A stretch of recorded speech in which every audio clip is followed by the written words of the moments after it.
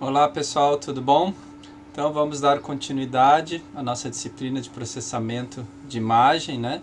Hoje trabalhando sobre a radiografia computadorizada, certo? A gente já viu um pouco sobre a imagem digital na aula passada e hoje então a gente vai entrar direto nos equipamentos e nos detectores da radiografia computadorizada. Muito se fala na palavra digital, certo? A gente está já acostumado com essa questão de radiologia digital, né? Já que o nosso mundo é digital, saiu do analógico para o digital. Embora que, principalmente aqui no Brasil, a gente tenha começado com essa questão de equipamentos de radiologia convencional serem digitalizados e mamografia também, isso começou basicamente lá com a tomografia computadorizada, certo? E também com a ressonância magnética. Bom, justamente para que os equipamentos de ressonância magnética e as imagens digitais pudessem, digamos, conversar com as imagens digitais da tomografia, os equipamentos funcionarem, que surgiu uma questão de software, de programação, tá? Chamado PACS, depois a gente vê numa outra aula. A medicina nuclear também é digital, ultrassom também é digital, as angiografias, né, as hemodinâmicas intervencionistas podem gerar imagens digitais há muito tempo, inclusive isso desde a década de 80, né, tomografia, ressonância, desde a década de 80 já se tem sinais digitais, imagens digitais. E o que a gente vai trabalhar é com a radiografia digital, certo? Que é o nosso estudo hoje. Bom, algumas tecnologias de radiografia sem filme. Então, basicamente, a gente tinha antigamente o sistema tela-filme, né, que era um sistema analógico, certo? E está sendo, então, substituído pela radiografia computadorizada, que é a aula de hoje, e a radiologia direta, né? Aqui é em inglês CR, e aqui, esses três aqui são DR, que é radiologia direta. Então, pode ser uma tela, tipo uma tela intensificadora, que brilha e a luz é capturada por uma câmera digital, assim como fosse a câmera do nosso celular, tá? Ou então a gente tem também uma tela intensificadora, digamos assim, e a luz captada por silício amorfo. Ou então uma captura direta dessa radiação com selênio amorfo. Esses dois DRs aqui principalmente a gente vai ver depois numa próxima aula. Hoje então é sobre CR. Digital é tudo que gera uma imagem digital, tomo, ressonância, CR, DR, etc. E CR é radiologia computadorizada e DR é radiologia direta. Bom, o CR, né, radiologia computadorizada, ela é um sistema, tá, que obtém a radiografia, obtém a imagem em duas etapas. Você tem, digamos, uma etapa de aquisição, certo? Como se faz normalmente com o filme normal, e depois uma etapa de processamento, também muito parecida com o filme normal, certo? E os processos de uma etapa, ou diretos, digamos assim. Algumas adaptações das tecnologias que existem, como lentes elétricas no intensificador de imagem. Então, o intensificador de imagem usa uma lente elétrica e você pega essa imagem, que é um brilho de luz, e passa para um CCD, que vai capturar, né? Antigamente até só bater foto, hoje já pode até fazer um vídeo. Então, baseado no CCD, você tem a radiologia direta. Você tem lentes ópticas, ou seja, lentes fotográficas normais, e que você também usa um CCD ou um CMOS, são câmeras de vídeo, apenas uma questão de tecnologia, que também você obtém a imagem em cima de uma luz que brilha por causa da radiação, uma tela intensificadora. E as novas tecnologias, ou seja, que saem das adaptações para ser realmente uma nova tecnologia, você tem então a chamada absorção direta, que é baseada no selênio amorfo, e a absorção indireta, que é baseada no silício amorfo, ok? Então esses dois são o que classicamente se chama de DR, né, quando você vai comprar um equipamento, de radiologia convencional ou uma mamografia, por exemplo, você vai perguntar, mas é CR ou é DR? Aí você diz, não sei, só sei que é digital. Tudo bem, digital os dois são, mas um é CR e o outro é DR, e aí tem tecnologias diferentes. Nós vamos ver hoje então o CR. Bom, ainda lembrando que digital também eu posso escanear o meu filme, então posso colocar o filme que eu já tenho lá, o filme da mãe, do pai, do vô, da avó, de 20, 30 anos atrás, no tempo que era tudo analógico. Posso pegar, passar por um scanner especial, passa para uma estação de trabalho, um computador. Você pode então, por exemplo, imprimir. Essa impressão significa uma duplicação, né? Então você tem uma imagem, além de passar ela para o digital, você pode também duplicar, triplicar, enfim, transmitir pela internet, né? Mas precisa ter um digitalizador, um scanner especial.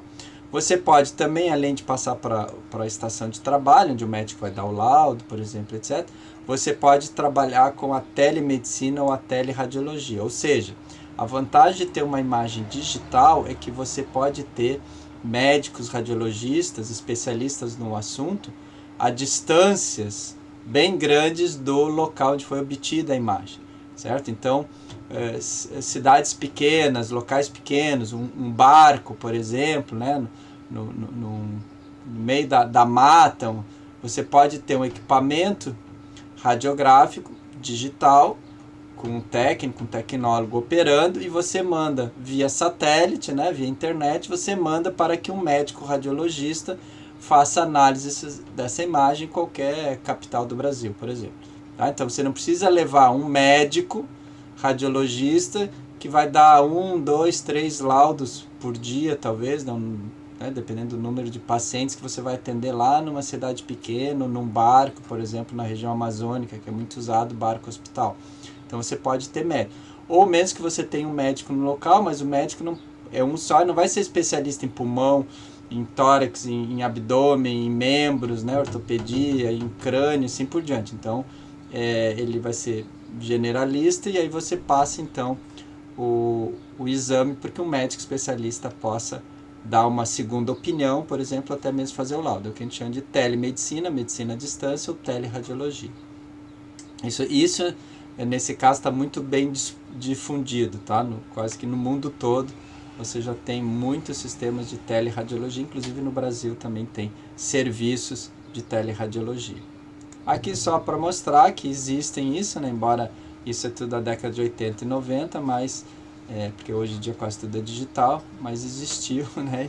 Existe esses scanners, né? Que são scanners especiais, não adianta usar scanner de casa que não funciona, tá? Mais fácil bater uma foto da radiografia do que escanear no scanner de casa, porque é questão de luz, de detecção, várias coisas aí que acabam não dando uma imagem boa, tá? Dá um borrão branco, um borrão preto, você não consegue ver com detalhes, tá? Então aqui 2 equipamentos, um da Kodak, né? Kodak famosa por trabalhar com filmes, agora chama-se Carestream, né? Foi vendida para Carestream. E aqui uma outra marca, você coloca aqui e sai aqui na bandeja, né? Muito bem, o que é radiografia computadorizada, né? CR em inglês, se a gente fosse traduzir, seria o RC no Brasil. Então, captura as imagens onde você tem um filme convencional substituído por um cassete. E esse cassete, né, ele tem uma placa de fósforo dentro. Então, na verdade, você tem um chassi, que é aquela parte mais metálica do filme, que carrega o filme. O chassi, então, ele é trocado, substituído, que a gente chama de cassete, até para saber a diferença, né? Os dois, na prática do dia a dia, são a mesma coisa, mas você chama cassete quando é digital e chassi quando é filme analógico. Então você tem uma placa de fósforo. Essa placa, ela funciona, digamos, ao mesmo tempo como uma espécie de teleintensificadora e filme que memoriza. Então ela tanto funciona do jeito da tela, como também ela é a parte do filme que memoriza. Então é tipo uma teleintensificadora que memoriza. Então, como ela memoriza, ela precisa de um leitor especial dessa radiografia que vai, então, extrair as informações. Então, por isso que ela é muito semelhante com a radiologia convencional. Você faz o exame, certo? Obtém a imagem, ou absorve, ou captura a imagem na sua placa, que vai ficar memorizada, assim como ficar memorizada no filme, e depois você tem que processar. Então, você tem uma imagem latente, e essa imagem latente tem que ser processada, digamos assim, tá? Tem que ser retirada ali da memória da placa. E aí, então, você precisa de um dispositivo, certo? Por isso que a gente diz que é de 2 etapas. A primeira etapa, você adquire a imagem, memoriza ela, né? A radiação fica memorizada, e depois você tem uma etapa de processamento. Isso é a característica da radiografia computadorizada. Bom, eu falei ali placa de imagem, placa de fósforo, image plate em inglês, o IP. Eventualmente você pode ver muito artigo, texto de livro, até na internet fazendo propaganda, novos IPs estão sendo produzidos. Então, o que é o IP? Image plate, placa de imagem. Tá? Em português se usa também fósforo de memória fotoestimulável, certo? Que é a tradução em inglês de Photo-Stimulable Storage Phosphorus, ou PSP. Então também você pode ver anúncios e artigos falando em PSP. Aí o que é o PSP? Fósforo de memória, ou fósforo de armazenamento, né? Se a gente fosse traduzir melhor, seria fósforo de armazenamento, que ele é fotoestimulável, certo? A gente já vai ver o que é o fotoestimulável, certo? Mas em português se usa mais fósforo de memória, né? Que eles memorizam a imagem, mas também poderia ser de armazenamento, né? Tanto faz. Normalmente, a maioria deles composto de bromo fluorbário, ativado com európio. Já vai falar a importância de ativar com európio, ou seja, você liga essa questão dele ser fotoestimulável, você melhora ativando ele com európio, com essa impureza, com esse átomo aqui perdido no meio do bário, do bromo e do flúor. Ele vai dar um up aqui, né? Vai dar um estímulo para que o fósforo funcione melhor como eu quero. Também há alguns estudos de óxido sulfídeo de gadolínio, entre outros, tá? Então existem vários materiais, assim como a tela intensificadora tem muitos materiais que interagem com a radiação X e emitem luz, a mesma coisa aqui na placa de imagem. Então, numa forma mais básica aqui, né? Você tem uma base de plástico, digamos, que é para você segurar o filme, para sustentar o filme, etc. Você tem uma camada de fósforo, quase como uma gelatina, certo?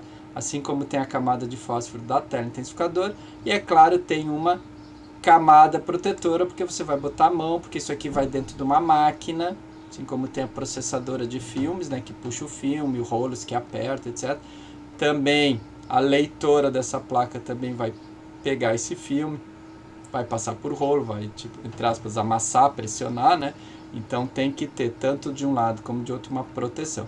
Se você for mais detalhista, né? Então você tem o layer de suporte, a camada de suporte, que é a base, né? Que é o grosso da placa, quando você segura. E a placa é mole, tá? A placa é como se fosse uma placa de teleintensificador, chama-se placa, né? Mas na realidade ela é fininha, quase um papelão, assim, digamos, né? Tem certa rigidez, é um pouquinho durinho, assim, também, né? Mas você pode flexionar, tudo, não tem problema nenhum, é tranquilo, certo? Então você tem o suporte, pode ter um bloqueio de luz aqui, porque como você vai jogar luz, então para a luz não vir de trás para frente, nem de frente para trás, vem exatamente como você quer. Uma camada posterior aqui para proteger, pode ter até um código de barra para você saber qual número de série, enfim, você está trabalhando. Você tem que trocar também essa tela aqui, essa placa cada 2 anos mais ou menos. Aí pode ter uma luz reflectiva, porque ela vai emitir luz, então se para a luz não vir para cá, ela vai bater e voltar. E aqui em cima é que você vai fazer a leitura, né? A gente já vai ver. E aí também uma camada protetora para evitar qualquer problema. A camada de fósforo, uma camada condutiva aqui, porque você tem elétrons livres, circulando, isso aqui ajuda no desempenho. Ok? Então, basicamente é isso. Uma camada de fósforo protegida pelos dois lados aqui, cima e embaixo. Tá? E mais depois alguns detalhes só para eficiência. É exatamente igual uma tela intensificadora. O princípio até de funcionamento é o mesmo, a gente vai ver a pequena diferença que existe. Bom, como é que funciona? Você joga radiação X na sua placa de imagem, de fósforo, de armazenamento, né, ou sua IP, vai, digamos assim, armazenar a energia do raio-x, certo? Já vai ver por quê. E aí armazenou, memorizou, fez o exame. Aí você vai tranquilamente com aquela placa na mão e leva numa leitora, joga lá e o que acontece nessa leitura? Você vai processar, você vai disponibilizar a imagem latente para se transformar numa imagem visível e no computador e assim por diante. Então você vai jogar laser, o laser vai estimular o fósforo, por isso que é fotoestimulável, estimulável por luz. Então a luz do laser vai estimular e esse fósforo que estava com a memória da imagem, da sua anatomia, vai jogar luz e você vai medir essa luz, tá? Vai medir a luz, vai quantificar a luz e mais luz, mais branco, menos luz, mais escuro, e você tem os tons de cinza e tem o resultado final que é a imagem, certo? Então tem duas etapas. Armazena, faz o exame, leva o chassi, desculpa, o cassete, né? A gente chama de cassete, leva o cassete, coloca lá junto ao paciente, dispara, obtém a imagem. Vai para o processo de leitura, onde a máquina vai jogar um laser e lê a luz que essa placa vai emitir. Certo? Bom, por que eu coloco Európio? Porque as impurezas tornam a luminescência possível, ou seja, são moléculas que naturalmente até podem ter uma certa luminescência natural, mas é muito pequena, certo? Então o que acontece? Eu coloco o Európio e aí o Európio cria uma espécie de armadilha, que aqui é chamado de centro de luminescência, ou seja, pontos de onde depois vai surgir a luz, mas na verdade são armadilhas para os elétrons. Aí de acordo com essa impureza, você vai ter mais ou menos, né, centros de luminescência, mais ou menos espaços para memorizar, por exemplo, né? E aí tem a ver questões de energia também, eficiência e outras coisas. Então é sempre o dilema do fabricante saber se eu boto mais ou boto menos, né? Então ele tem que ficar testando para ver onde é que está o ponto ótimo, tá? Dessa quantidade de impureza. Por que chama impureza? Porque a molécula de bromo, fluor e bário lá, ou de oxissulfuro de gadolínio, ela é 99,99% aquelas moléculas, aqueles átomos. Você bota 0,01% de Európio, ou de impureza, por isso que é impuro. Né? É quase puro, é quase 100% puro o material, mas você bota bem pouquinho de impureza, por isso chama-se impureza. Tá? Impureza dá uma coisa assim de sujeira, né? Não é muito bom. Por isso às vezes se chama de ativador ou ativado, ou seja, essa impureza, esse material ativa, liga. Tipo assim, eu não sou luminescente, mas quando eu boto esse Európio misturado, eu me ligo e fico funcionando, entendeu? É tipo assim, realçar o sabor, né? Que a gente usa o sal muitas vezes para realçar o sabor. Então você, tá sem sal, tá sem sabor, sem gosto, aí tu bota um pouquinho de sal ali adequado, o que acontece? Puxa, eu tô sentindo o gosto disso, o gosto daquilo, gosto não sei o que, papai, que gostoso que tá. Então é tipo, né, ligar, né, ativar. Aí também, a princípio, se você tiver mais Európio, mais armadilhas, mais luminescência estimulada pelo laser, fotoestimulada. Por que acontece? Bom, porque o raio-x faz com que aconteça a ionização, né? Você arranca um elétron do átomo. Então você gera um elétron, mas você gera também um espaço onde o elétron estava, uma lacuna. É como você tirar o carro da vaga, deixou a vaga para alguém usar, né? O carro saiu, mas a vaga ficou ali. Bom, esses pares elétron-lacuna, eles criam a luminescência espontânea. Então o que é a luminescência espontânea? Teleintensificadora. O que ela faz? Você joga a radiação X, na mesma hora ela brilha, porque acontece exatamente esse processo. Porém, o que a gente faz no cassete, no fósforo, que memoriza? A gente altera ali com Európio, enfim, a gente altera e cria uma armadilha. Então esse elétron, que antes ficava livre, voltava para sua vaga lá de garagem lá e emitia luz, agora ele fica preso. Enquanto ele está preso, ele não emite luz. Então esse é o truque. Então é o mesmo esquema da teleintensificadora, só que na teleintensificadora aquele elétron saía e voltava e emitia luz. Aqui ele sai, fica preso e só depois então eu faço com que ele se solte e emita luz. Esse é o truque, aí que está a memorização ou armazenamento. E outra coisa é que a luz emitida, né, a frequência de onda, a energia que está ali desse elétron que está preso e que se libera, a cor, digamos assim, né, o espectro, a cor é a mesma, tá? Basicamente a mesma. Se fosse espontânea, se eu não tivesse armadilha, o que ia acontecer? O elétron ia sair do átomo, ia voltar emitindo a luz. Agora ele volta depois de ficar preso. Então, mas a luz é basicamente a mesma, funciona como se fosse uma emissão natural, né? Mas agora ela está sendo presa, né? Armadilhado, né? Que seria a palavra assim bonita, armadilhado. O elétron foi armadilhado, foi preso numa armadilha. Então eu tenho o meu PSP, né? Fósforo de armazenamento fotoestimulável, tá lá. A radiação X faz que eu crie elétrons, né? Na realidade, lacunas, né? E elétrons aqui. Aí o que acontece?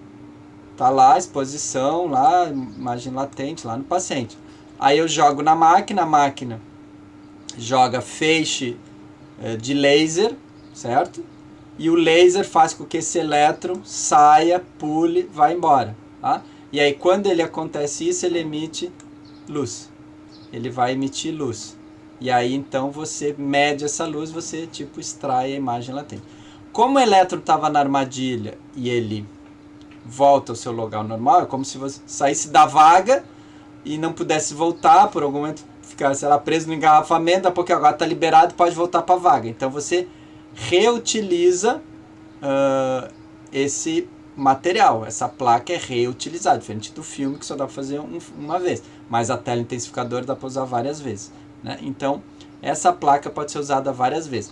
Para garantir que o laser atingiu todos esses quadradinhos aqui, que o laser ele tem um comprimento de onda, tem um tamanho, então pode ser que ele não bata aqui, bata no meio e não bata onde estava preso. Então a gente joga uma luz super forte no final, aí essa luz vai em todo o filme para qualquer elétron que esteja ainda preso, que não foi liberado, ele se solte, mesmo que eu não detecte, mesmo que eu perca essa informação.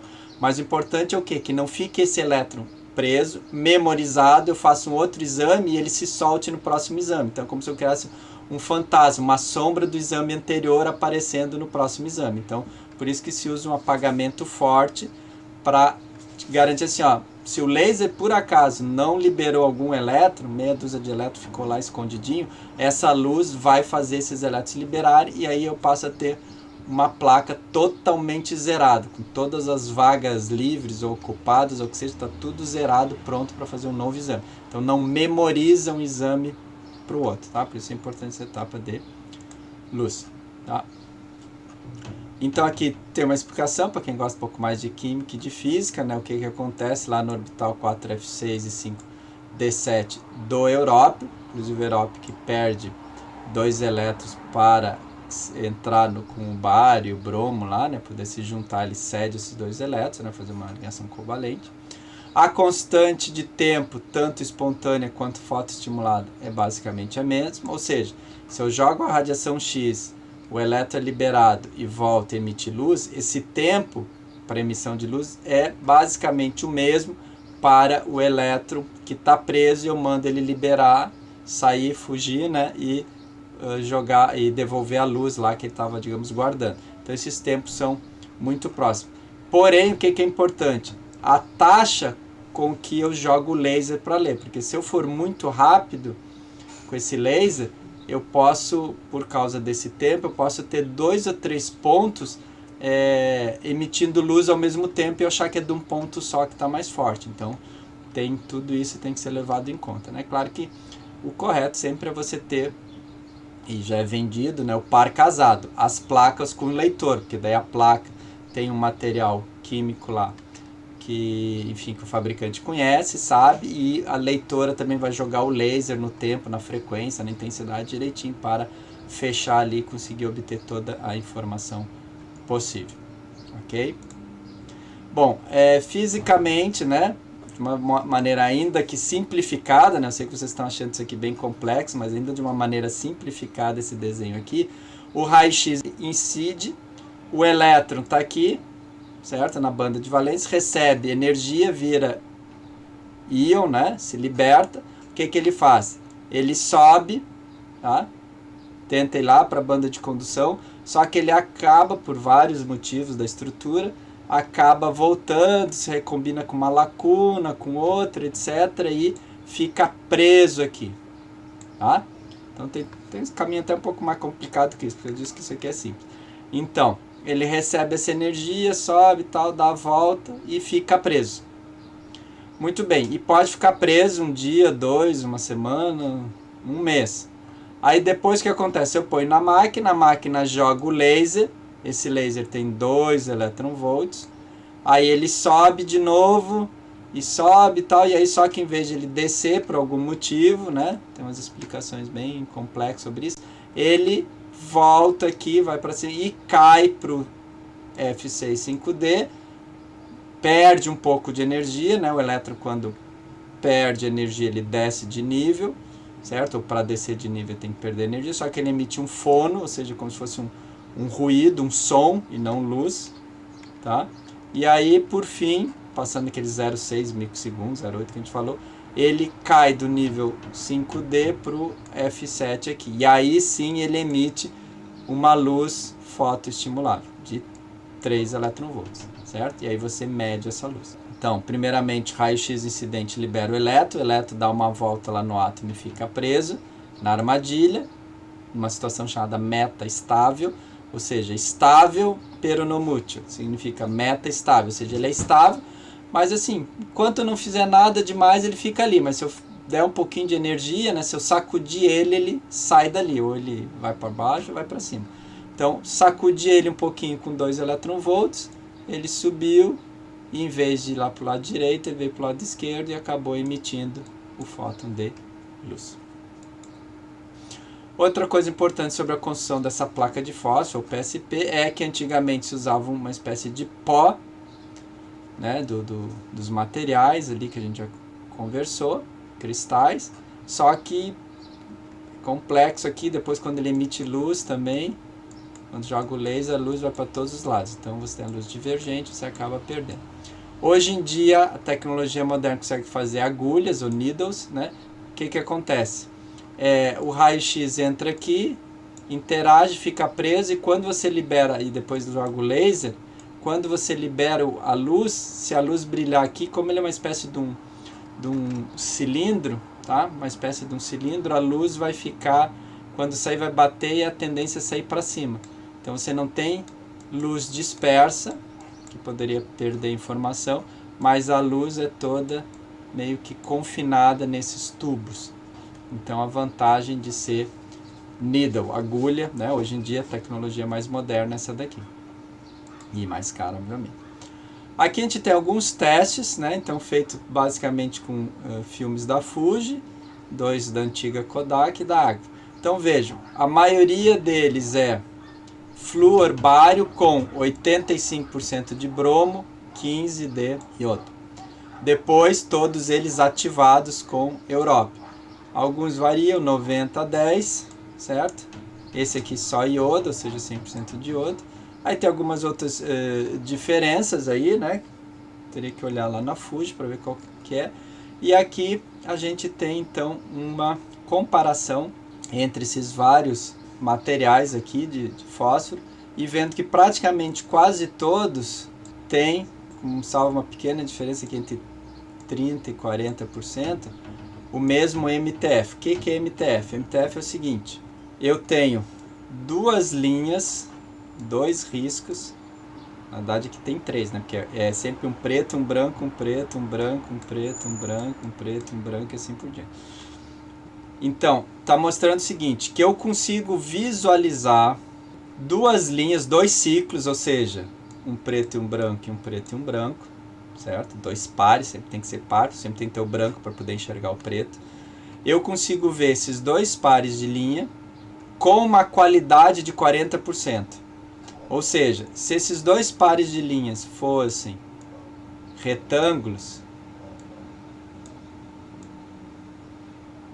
e a distância aqui do branco é igual à largura do preto, então 40% significa o seguinte, olha, eu estou vendo alguma coisa preta e do lado alguma coisa preta, que eu consigo ver que são duas linhas pretas e branco no meio, mas eu não consigo ver bem as bordas, nem metade das bordas, menos da metade da borda. Tá? Então é como eu transfiro a imagem. Então como eu pego um conjunto de linhas pretas e linhas brancas, como elas aparecem na imagem.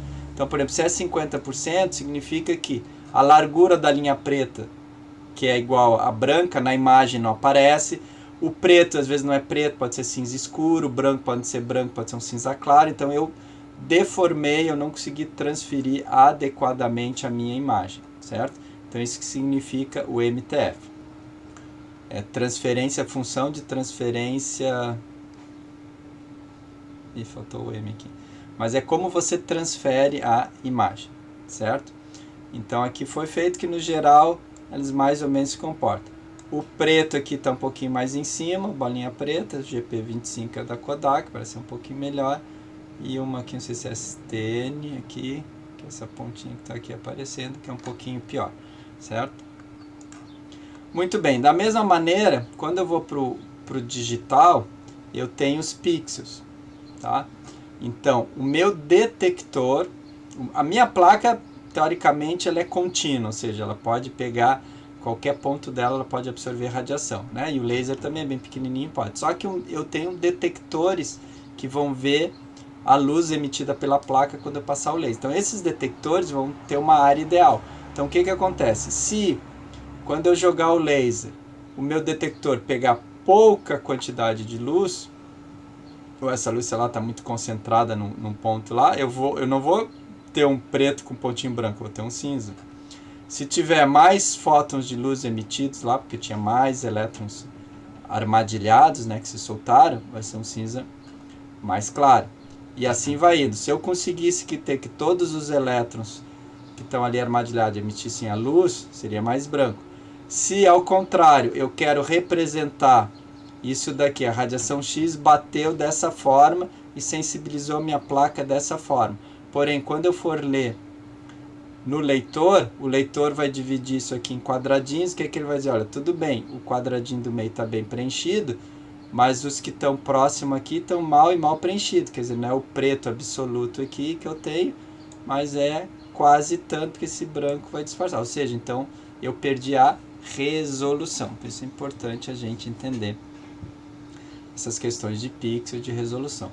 Aqui também a frequência, que já está em vez de ciclos, pares de linha, LP, né, line pars, por milímetros. Então veja, eu tenho 5 pares de linha. 5 pares de linha significa 5 linhas pretas ao lado de 5 linhas brancas, né? Que eu tenho que ter o zigue-zague ali, o preto e branco. Muito bem.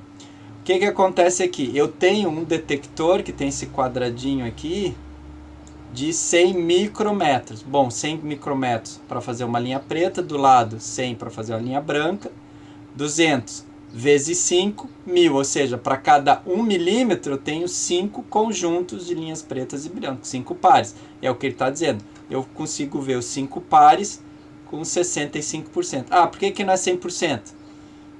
Também não é bem assim, não é fácil, tá? Mas pelo menos assim, 60% significa que eu consigo identificar os 3 pares, né? Uma linha assim, o branco, uma linha não, e assim vai indo. Só que eu não consigo ver eles estão a essa distância, mas de repente eu penso que eles estão mais próximos, estão mais longe. Tá? Eu tenho essa ilusão de ótica e tal, porque eu não consigo fazer. Bom, se eu passar para 200, significa que eu tenho 200 uma linha, 200 a preta, 200 a branca, dá 400. Cabem 2 linhas e meia em 1 milímetro, ou 2 conjuntos e meio, né? Então tá aqui que a resolução é 2,5. Tá? Então aqui dá para entender o que eu consigo ver, qual é a minha melhor resolução. Então não é só um ponto de 100 milímetros quadrados para mim ver. Eu tenho que estar aqui, esse ponto de 100 milímetros quadrados tem que estar do lado, tem que ser um ponto branco, vou botar aqui, tem que ser um ponto branco do lado de pontos pretos para me identificar, porque se for tudo branco aqui também, não vou dizer, estou vendo um ponto. Não tá vendo uma linha, certo? Outra coisa interessante sobre a placa de fósforo e o método digital é o seguinte, é que se eu tiver um elétron livre, eu consigo detectar um fóton de luz. Se eu tiver 100 elétrons livres que vão liberar luz, eu consigo detectar. Se eu tiver 1000, se eu tiver 1 milhão, se eu tiver 10 milhões, ou seja, o quanto de radiação chegou e prendeu os elétrons, armadilhou, depois eles se liberam, é o meu sinal de saída. Então isso aqui é linear. Já com o filme, o que acontece? Vai radiação X e a saída é igual, até porque o filme é azulado, não tem uma tinta, já bloqueia a luz.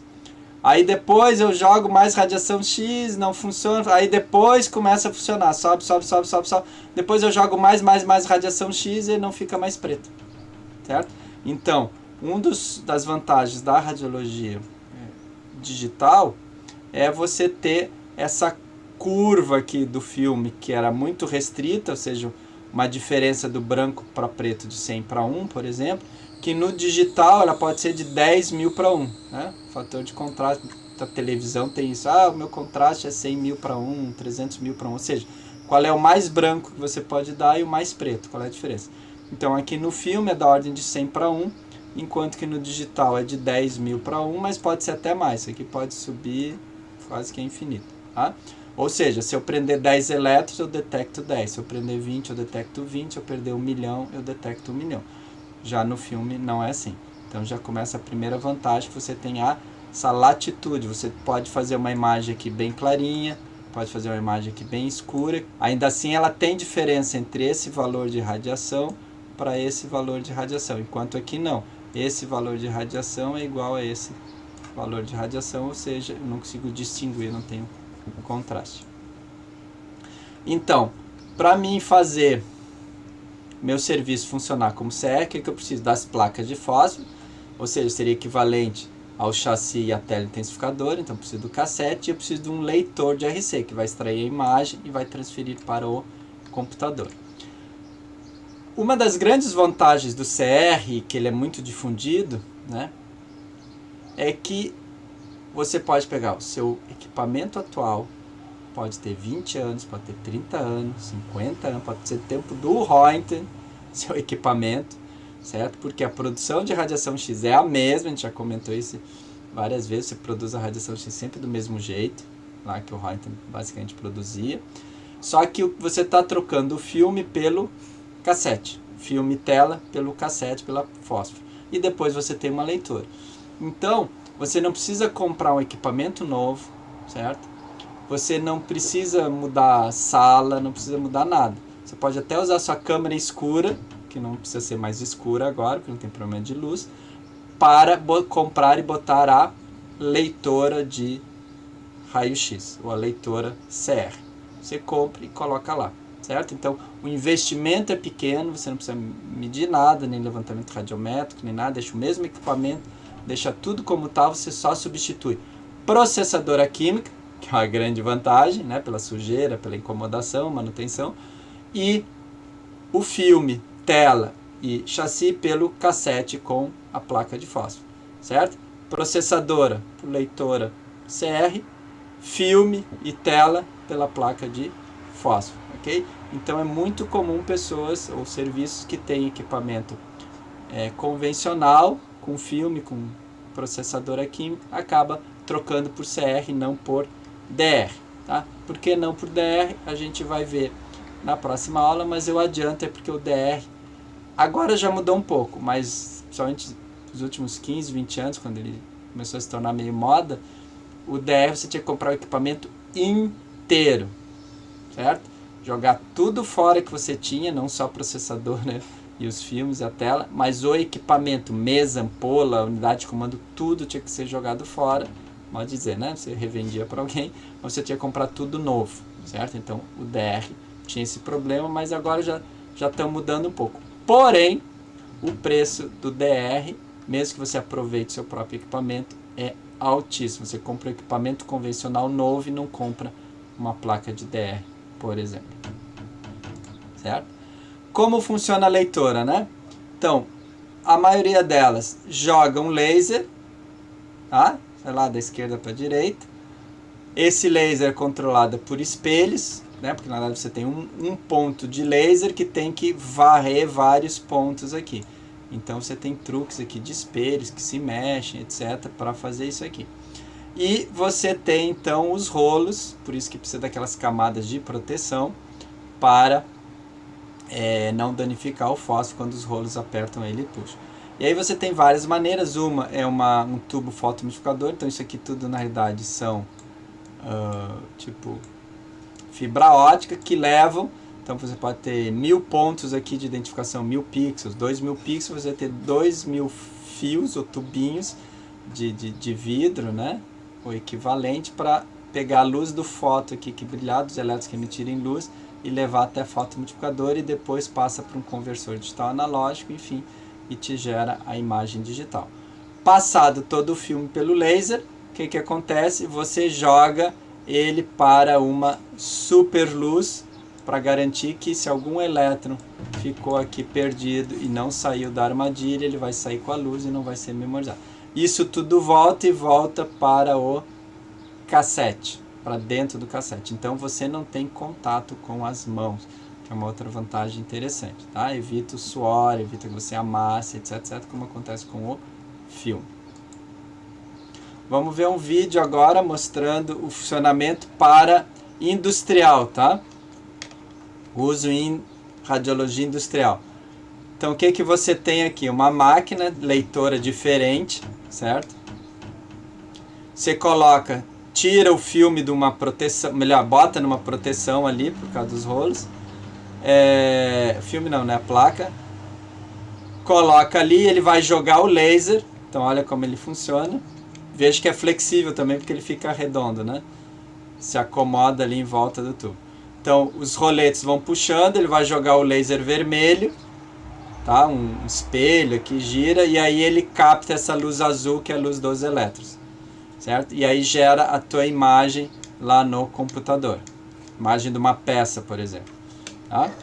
Por que é flexível? Porque você tem muitas vezes canos que você tem que ver a solda do cano, então é bom que seja flexível. Se fosse uma placa que nem raio-x convencional não ia dar muito certo, tá? Aí daí vai lá, bota de volta, certo? Um sistema simples, possivelmente barato, para ser usado em NDT, teste não destrutivo, ok? Aqui nós temos para radiologia convencional, então as leitoras, pode ser simples, monocassete, ou seja, você bota um cassete, ela abre o cassete, ela tem uma espécie de uma portinha, abre, puxa o filme, a placa de fósforo, puxa a placa de fósforo, faz a leitura do laser, joga a luz branca lá quando terminar, devolve e te avisa, pode pegar a placa pronta para outra, tá? Pode ser de pé, é muito comum de pé, porque aí a própria gravidade ajuda um pouco o filme a descer até entrar no rolo, né? Pode ser assim também de mesa, sem problema. São as monocassete. Vamos ver outra também de NDT, um outro tipo aqui, pra vocês entenderem porque que às vezes parece uma coisa que tinha que ser pequena, ela é tão grande. Aqui tem o mesmo princípio redondo, tá? Mas aqui entra o cassete, ela vai abrir o cassete e vai puxar, tá? Tá aqui a portinha cinza, abriu, vem lá umas mãozinhas lá, um esquema lá que puxa, tá? Faz também que fique uma semicircunferência. E aí de novo vai jogar o laser vermelho, tá? Tá ali jogando vermelho e captando o azul que é a luz emitida, tá?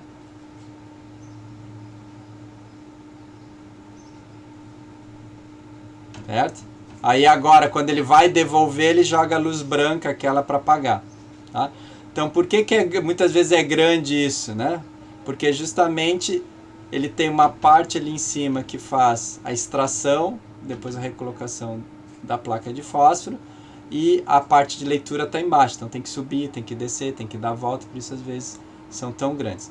Nós temos o multicassete, ou seja, você pode deixar 2 ou 3 cassetes, até acho que 4 normalmente, para fazer em sequência, certo? Então, por exemplo, geralmente é como faz mamografia, você faz, às vezes 4 exposições, né? Crânio caudal, e médio lateral da mama direita e depois da mama esquerda a mesma coisa. Então você tem 4 placas ao mesmo tempo a ser processada. Então, em vez de você ficar ali esperando, leva 1 minuto, 1 minuto e meio e tal, ela fazer a leitura e tirar, você deixa as 4 ali, vira as 4 e vai fazer outro exame. Daqui 5 minutos, 10 minutos você volta, já está os 4 cassetes já lidos, processados, etc. Muito importante, ainda que seja multicassete, ela lê uma por vez. Tá? Ela puxa uma, abre, puxa a placa, desce ou sobe ou vira, o que for, faz o laser e devolve, depois ela pega outra. certo? Não faz 4 ao mesmo tempo, tá? Por quê? Porque o mais caro não é ficar abrindo e fechando o cassete e puxando o filme. O mais caro é todo o sistema de laser ali, então só tem um sistema de laser. Mas a vantagem é essa, então, por exemplo, se você tem mamografia, é comum você comprar de 4, porque aí você bota as 4 ali para fazer, enquanto isso você pega outras 4, né, placas de fósforo, cassetes, vai fazer a mamo, quando terminou lá com aquela paciente, volta, aí tu troca, bota as 4 que você acabou de fazer e tira aquelas 4 que estão prontas para o próximo exame, certo? Então ele vai dar uma produtividade, uma rotatividade boa, certo? Multicassete. Isso aí tem muitos, quando tem um serviço um pouquinho maior, já compra uma com 2, 3, 4, tá? O que for. Aqui também outro desenho, um pouco mais simples, então você joga o laser, certo? Controla aqui o espelho para fazer com que o laser comece aqui, por exemplo, e vá para lá. Depois ele pode começar de novo para cá e para lá, né? Por causa do giro do espelho. E enquanto isso você tem a tração nesse sentido. Aí joga o laser, vai brilhar, brilha captado aqui nos sensores, fotodetectores que medem a luz e mandam lá para o seu computador os valores, tá? Aqui tem outros desenhos, como é que é feito, tempo que leva para escanear, né? Então aqui, direita e esquerda é muito rápido.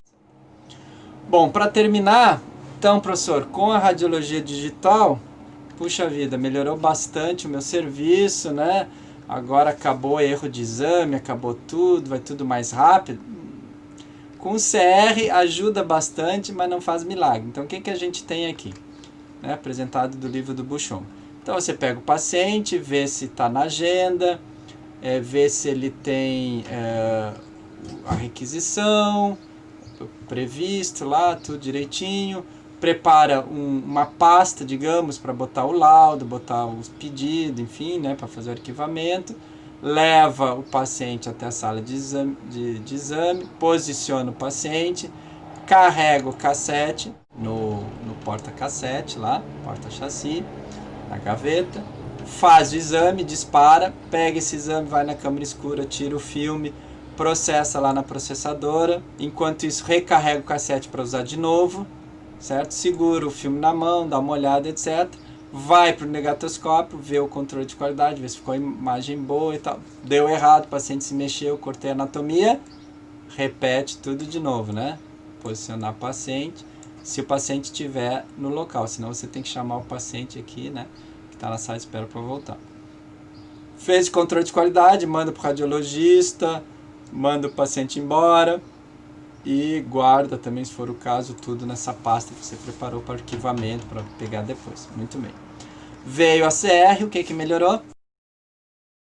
Tudo aqui é igual, posiciona o paciente, carrega o cassete no chassi, porta-chassi lá, performance examination, né, faz o exame, processa o filme, ou seja, coloca o cassete na leitora.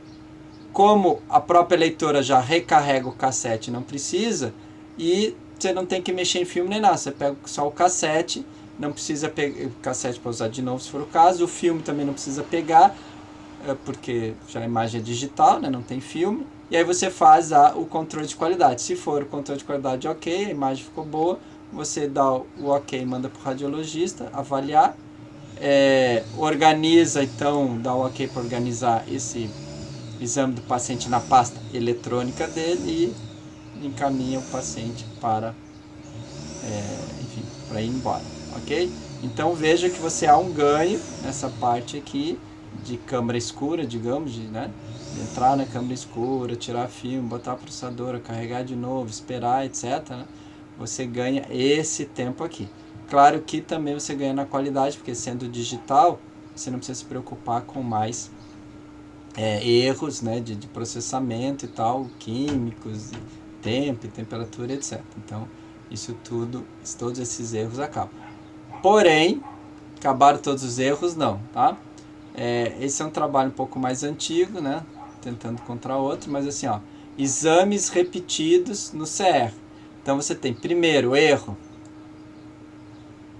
de posicionamento. Então, isso não adianta que você não consegue melhorar, porque isso é problema do tecnólogo. Então, se é CR, se é filme, se é DR, que for, erro de processamento. Exposição em excesso, ou seja, o filme fica muito escuro porque você botou muita radiação. Ou pouca, under, né? Subexposição ou superexposição. Também, muitas vezes, é um erro do tecnólogo que avalia mal o paciente. Acha que você botar uma quantidade de radiação e na verdade vai ser um pouco menos. Reimprimir movimentos do paciente. Tá? Aí também não é culpa sua, ele vai movimentar no filme, no CRDR. Exame errado, olha só, mesmo sendo tudo digital, ainda você consegue fazer 5% de exames errados. Você vai fazer um punho e faz um pé. Você vai lá fazer radiografia da cabeça e faz do abdômen. E outros erros não identificados. Ou seja, então a gente pode notar que muitos desses erros não são problemas de radiação, de equipamento ou de captura da imagem, mas sim de posicionamento, erro humano, exame errado, super ou subexposição também, você colocou radiação demais do que devia ou de menos, certo? Então, ainda que o CR ajude muito, a capacitação, o conhecimento do tecnólogo é muito importante para evitar esses erros, ok? Pessoal, obrigado, tá, pela atenção aí, e a gente então encerra essa aula de radiologia computadorizada. Até mais.